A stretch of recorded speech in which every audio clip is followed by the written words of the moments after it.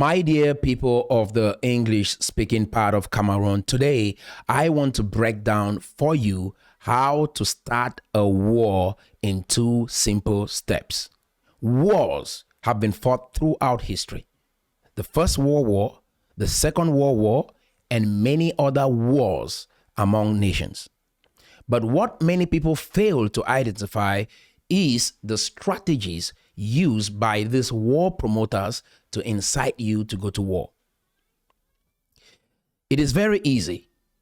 Step number 1, pick a target. A target constitutes of a victim and an oppressor. Within the category of a victim, you either assume a superior state or an inferior state. For example, Germany assumed a superior state. They believed that the Aryan race was the superior race, and so no other race on earth deserves to exist. And that was their motivation to go to war. In the case of Ambazonians, they assumed the inferior state, the state of a victim. The next step is label your victim. Label them Ambazonians. Give them a flag.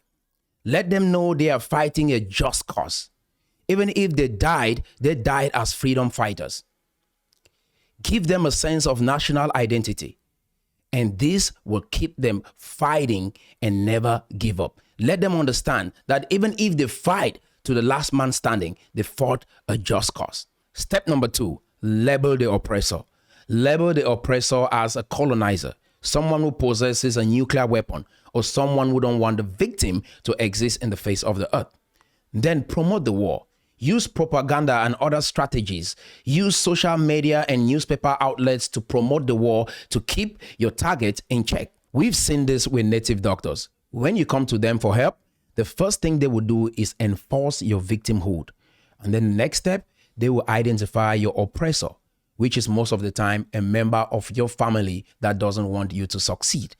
The next step is you need to be protected against that family member. So they will prescribe for you what you need to buy in order to get that protection.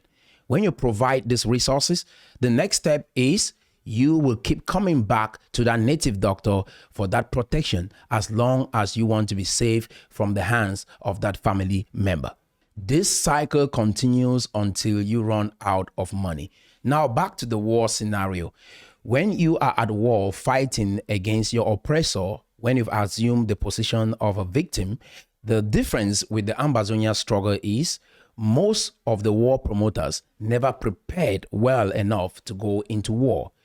And what they did was let the Ambazonian people or the English-speaking people into war with the hope that if they die in battle, foreigners or foreign nations will have sympathy on the number of people that have died as a result of the war and then will come to their aid, which means they never put together a budget for the war. They never put together skilled soldiers for the war.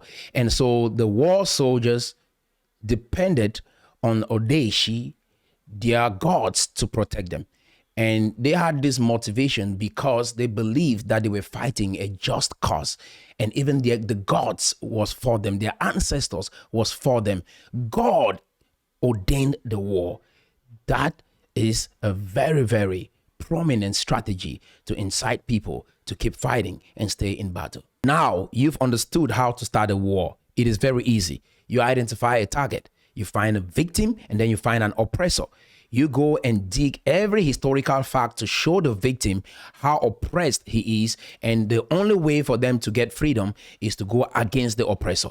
And that is easy to start a fight or start a war. This happens in families. This happens in friendships. It is happening every day of our lives. We can see it at the level of a nation, but it's happening within families. It's happening between friends. It is easy to incite one friend against another, and war just begun. Now, history is amazing, but history should be designed for us to study it and understand how to make wise decisions in the future. But if someone uses history as a tool to invoke pain and grief in you, then they are inciting you to go to war. If you take 50 years or 60 years and you keep telling someone that the reason why you find yourself where you are today is because of some historical event, and the cause of that is this oppressor that is not wanting you to succeed and they've held you in chains for this long, then that is war, internal war. The problem that I find with the Ambazonian struggle is because most of the people didn't assume a superior state going into this war. They assumed an inferior state, a victimhood state. That is the reason why they are where they are is because of their oppressor. That in itself is self-defeating. And so with that, they move into the battlefield. They feel defeated already because they know subconsciously that the enemy is strong. And so they assumed an inferior state going into that war. So this is the thing. Most of the people that have fought wars, including America, Great Britain, France, they went into every war assuming the superior state, that they are going to win. They are confident that they will win. They have weapons. They have nuclear weapons. They have bombs. They have everything that it would take for them to win that battle. And so with that, you realize that most of them, as Alexander the Great included, they went to war assuming a superior state and that they are the ones in charge and they are calling the shots. But with the Ambazonia, every English-speaking Cameroonian assumed the level or the status of victimhood. And I want to let you know, you can never win even in your personal life if you go into business assuming a inferior state. If you go into a relationship assuming an inferior state, no matter what you do in life, if you assume an inferior state, you have defeated yourself internally before even starting. So, and that is why you see what we see today. There is no way, because when you go assuming an inferior state, you are counting on the empathy of others to come help you. And without building enough relationships over the years with allies and friends that can come to your aid, you will be left to fight all by yourself. And so by definition, it is a failed strategy. This is how you achieve true freedom.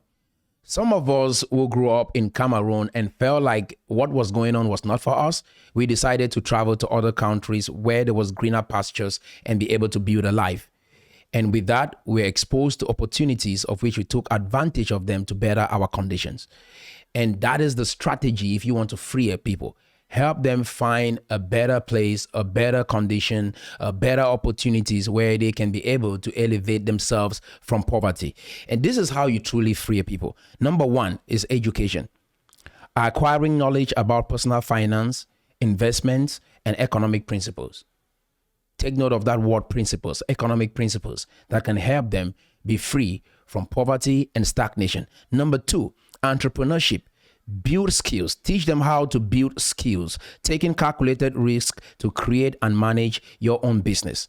This is how you free a people out of poverty so that they can experience abundance, wealth. Number three, teach them financial planning, budgeting, savings, and investing wisely to build wealth over time. When you do this, the people will become self-independent, self-reliant, because they can be able to achieve their own true financial freedom. Number four, diversification. Teach them how to spread their investments across different assets, okay, to mitigate risk. That is how you help a people come out of poverty, come out of lack, come out of an inferior state so that they can be able to achieve true financial freedom. Number five is legal and regulatory compliance. What does this mean?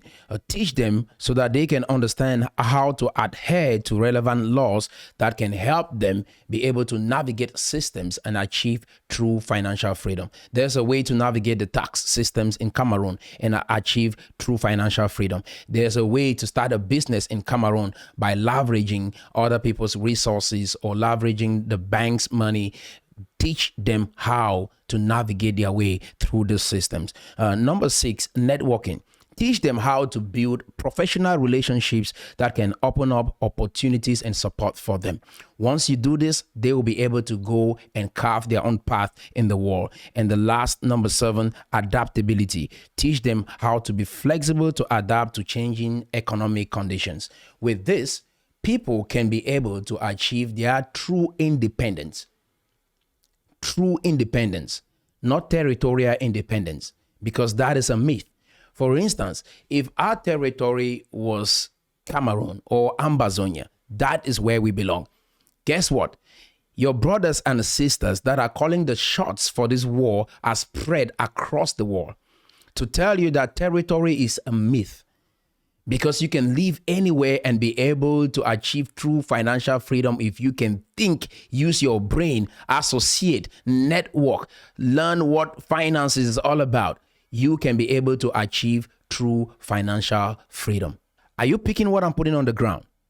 They are in different countries, making money in different countries. So territory is not a restriction. Territory is not a barrier to how far you can succeed in life. And so if you find yourself in Cameroon and you learn and employ these economic strategies, you can be in that same country and be extremely free, because you're making enough money to do anything that you want to do, because why? You understand how money works. So if you want to truly free a people, teach them how to use money, teach them how to run businesses, teach them how to navigate the tax system, teach them how to make money.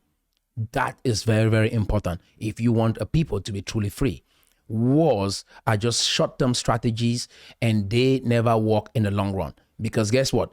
You can say this is your territorial boundary, but if someone obtains a visa, they can travel to France. If someone obtains a visa, they can travel to North Korea. They can travel to South Korea. They can travel to any country in the world that they choose. And so with that, they can still come into your land legally and be able to run their businesses. So territories are really a myth to your own demise in life, or as a reason why you are not successful in life. All right, if you like this video, you're going to like this other episode, and you can watch it by clicking right here.